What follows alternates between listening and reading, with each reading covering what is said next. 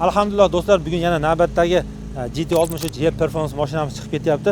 Kuni kecha Alpine ranglari bilan bitta chiqargandik. Bu mashinamiz rangi shuna ko'rib turgan silikon grey ranglar bilan adashmasam 3 xil rang kombinatsiya, yashil, qora hamda grey rang kombinatsiya.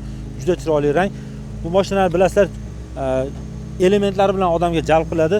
3 talik qosh, oldi radiator, shotkalar, diskalari, AMG supportlari bilan V8 biturbo do'stlar, mashinamizni bezramishli oynalar hamda AMG sidinalar shunaqa sochniy qizil ranglari bilan ilon niyat qilganlar hammasiga nasib qilsin.